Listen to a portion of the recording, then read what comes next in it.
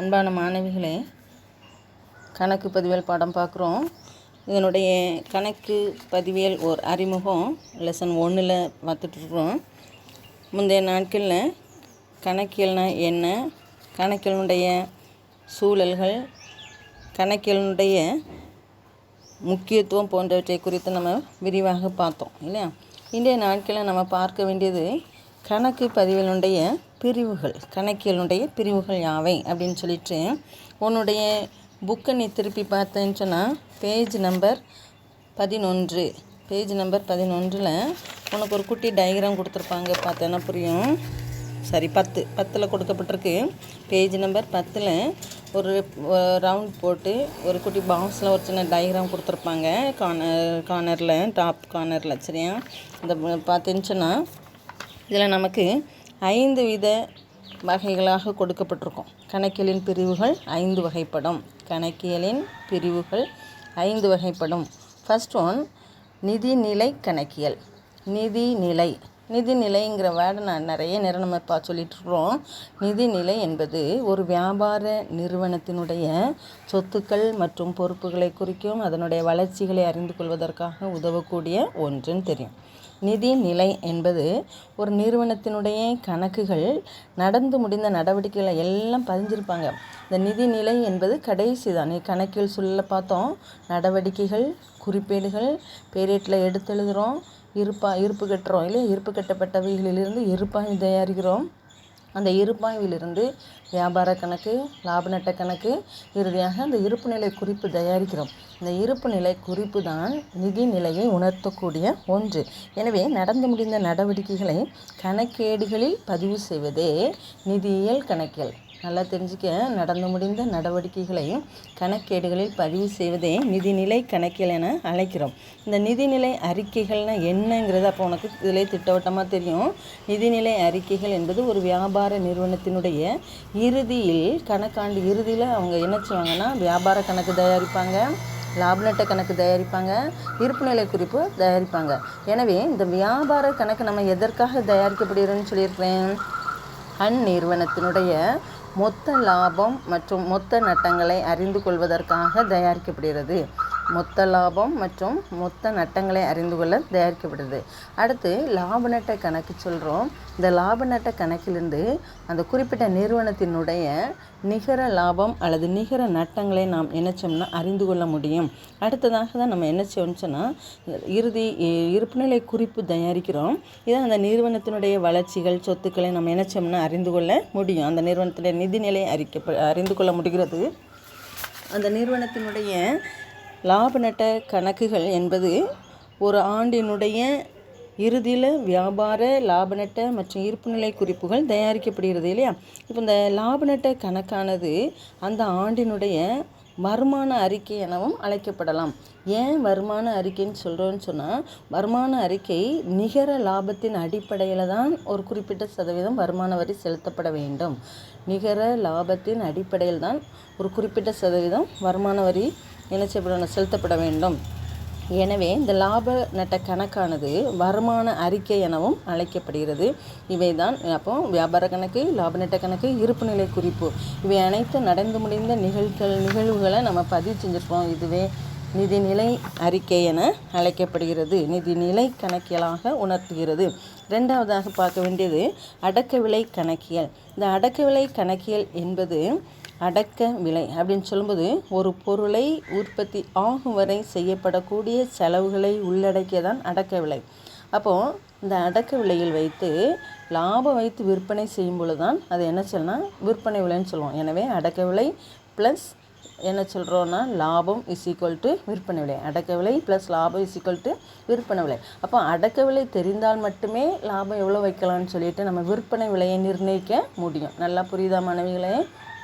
பாருங்கள், விற்பனை விலை, ஒரு பொருளுக்கான விற்பனை விலை, இப்போ ஒரு பிஸ்கட் பாக்கெட்டில் மேக்ஸிமம் ரீட்டைல் ப்ரைஸ் 10 rupees கொடுக்குறாங்கன்னு சொல்கிறோம். இந்த 10 rupees நிர்ணயம் செய்வது விற்பனை விலைன்னு நிர்ணயிச்சிருக்கிறோம். இந்த விற்பனை விலையை அவங்க நிர்ணயிக்கணும்னு சொன்னால் அதனுடைய காஸ்ட் ப்ரைஸ், அதாவது அடக்க விலை, காஸ்ட் ப்ரைஸ் என்பது அடக்க விலை. இந்த அடக்க விலை தெரிந்தால்தான் அதில் இருந்து என்ன சொன்னால் லாபம் வைத்து விற்பனை செய்யப்படுகிறது.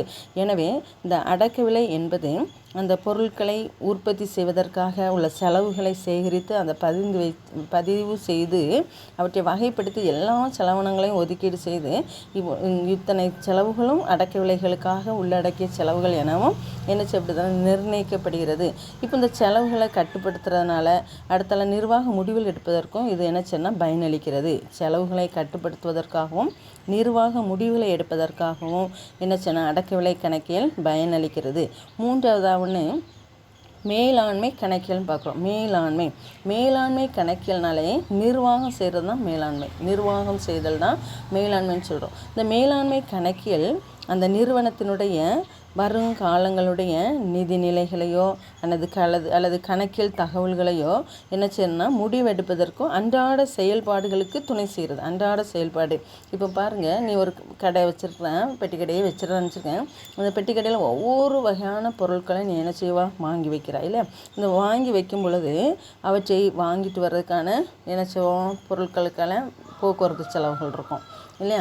அதற்காக பணியாளர்களாக நீ நினச்சிருக்கலாம், பணியாளர்களை நியமிச்சிருக்கலாம். சப்போஸ் கடை வாடகை கடைன்னு சொல்லும்போது வாடகை கொடுக்கணும், கரண்ட் பில் கட்டணும். இவை அனைத்தும் அன்றாட செலவுகள்.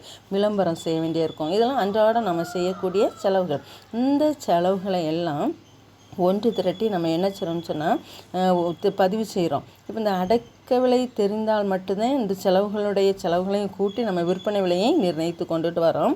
எனவே அன்றாட நிர்வாக பணிகளுக்கும் முடிவெடுப்பதற்கும் ஏதுவாக மேலாண்மை கணக்கியல் செயல்படுகிறது. முடிவெடுப்பதற்கும் அன்றாட நிறுவன செயல்பாடுகளுக்கும் துணை செய்வதுதான் எனது மேலாண்மை கணக்கியல்.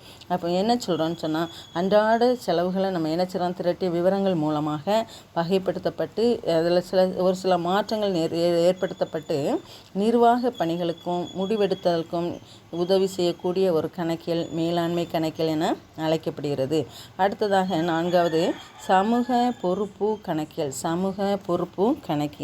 இந்த சமூக பொறுப்பு அப்படின்னு சொல்லும்போது, சமூகம்னு சொல்லும்போது என்ன சொல்லுவோம், ஒரு சொசைட்டி, ஒரு குறிப்பிட்ட வாழ் பகுதி. இப்போ சப்போஸ் நீ நம்ம ஸ்கூலில் இருக்குல்ல, ஒரு ராஜேந்திர நகர் என்கிற ஒரு சொசைட்டி இருக்குது, சமுதாயம். இந்த சமுதாயத்தில் ஒரு வணிக நிறுவனங்களுக்காக ஒரு கடைகளை நாம் நிறுவப்படும் பொழுது அந்த குறிப்பிட்ட பகுதியில் மக்களுக்கு என்ன பயன் அளிக்கிறது, அப்போ அந்த குறிப்பிட்ட பகுதியில் வாழக்கூடிய மக்களுக்கு அந்த வணிகத்தினால் ஏற்படக்கூடிய செலவுகள் என்ன, அந்த வணிகத்தினால் ஏற்படக்கூடிய நன்மை என்ன, தீமை என்ன என ஆராயக்கூடிய ஒரு கணக்கியல் தான் சமூக பொறுப்பு கணக்கியல் என அழைக்கப்படுகிறது. இப்போ சப்போஸ் நீ ஒரு ஃபேக்ட்ரி கடைகள் ஆரம்பிச்சுன்னு சொன்னால் அவங்க வாடிக்கையாளர்கள் வெகு தொலைவில் அலைந்து தங்களுடைய நுகர்பொருட்களை வாங்கணும்னு அலைய வேண்டிய அவசியம் இல்லைன்னு சொல்லலாம். ஆனால் அதே நேரத்தில் ஒரு ஃபேக்ட்ரி நம்ம அந்த இடத்துல ஆரம்பிக்கிறோன்னு வச்சுக்க, அந்த தொழிற்சாலைகள் ஆரம்பிக்கும் போது தொழிற்சாலையின் மூலமாக காற்று மாசுபடலாம் இல்லையா? அப்போ அந்த மாசுபடுதலுக்குள்ளே மக்கள் நினச்சுன்னா துன்புற வேண்டிய சூழ்நிலை ஏற்படும். எனவே சமுதாயம் சார்ந்த நன்மைகள் என்ன, சமுதாயம் சார்ந்த தீமைகள் என்ன என்பதை விளக்கி காட்டக்கூடிய ஒன்றுதான் சமூக பொறுப்பு கணக்கியல் என அழைக்கப்படுகிறது. ஆனால் இந்த தொழிற்சாலைகளோ அல்லது கடைகளோ அமைக்கிறதுனால அந்த குறிப்பிட்ட பகுதி மக்களுக்கு என்ன கிடைக்கும், வேலை வாய்ப்புகளை உருவாக்குவதற்கு வாய்ப்புகள் உண்டு. எனவே குறிப்பிட்ட சமுதாயத்தில் வணிக நிறுவனங்களும் பிற நிறுவனங்களும் சமுதாயத்தின் பார்வையில் என்ன நன்மைகள் வழங்கப்படுகிறது என்பதனை குறித்தோ நாம் அறிந்து கொள்வதற்காக உருவாக்கப்படக்கூடிய ஒன்றுதான் சமூக பொறுப்பு கணக்கியல் என அழைக்கப்படுகிறது. லாஸ்ட் ஒன் மனித வள கணக்கியல். மனித வளம் அப்படின்னாலே தனி மனிதன். இப்போது நீ ஒரு பிஸ்னஸ் மேனாக தொடங்குற, கடைகளை தொடங்குற, நீ உன்னுடைய வளம், நீ வியாபாரத்தில் வளர்ச்சி அடைந்து உனக்கு கிடைக்கணுங்கிறத, அதே நேரத்தில் நீ ஒரு 10 பணியாளர்கள் நியமனம் செய்யும்போது பணியாளர்களுடைய நலன் காக்கணும். நீ முதல் போட்டு தொழில் தொடங்குற, அப்போ எவ்வளோ முதல் லீடரோ என்பதனை நம்ம நினச்சிரோம், முதலுக்கான அளவுகளை அளவிடுறோம். எவ்வளோ முதல் போட்டோம், அந்த முதலில் கிடைத்த செலவினங்கள் எவ்வளவு, கிடைத்த வருவாய் எவ்வளவு என்பதனை குறித்து ஆராய்கிறோம். அப்போ அந்த வருவாய் செலவுகளை நிர்ணயித்து அந்த மனிதன் அந்த நிறுவனத்தின் மூலம் அந்த மனித வள முதலீடுகளை நம்ம பாதுகாக்க முடியுதா, முதலீடுகளுக்கு அதிக அளவு வருமானம் இருக்கிறதா என்பதனை குறித்து ஆய்வு செய்தான் மனித வள கணக்கியல் என அழைக்கப்படுகிறது. எனவே கணக்கியல் என்பது ஒரு சூழல். உன்னுடைய புக்கில் பேஜ் நம்பர் 10 ஒரு டயக்ராம் கொடுத்துருப்பாங்க பாருங்கள். கணக்கியல் என்பது சென்டரை மத்தியில் போட்டு அதில் ஒரு ரவுண்ட் பண்ணுறாங்க. காரணம், கணக்கியல் ஒரு சூழல், அது சுற்று வளர்ச்சி ஒன்று சார்ந்ததாக இருக்கும். எனவே முதல்ல நிதிநிலை கணக்கியல், அடுத்த அடக்கவிலை கணக்கியல், மேலாண்மை கணக்கியல், சமூக பொறுப்பு கணக்கியல், மனிதவள கணக்கியல் என 6 வித கணக்கியலின் பிரிவுகளாக நம்ம படிக்கிறோம். மாணவிகளே, இது ஒரு 5 மார்க் கொஸ்டின், இம்பார்ட்டன்ட் கொஸ்டின். தயவுசெய்து இதை மனப்பாடமாக பண்ணிக்கங்க. Okay, thank you.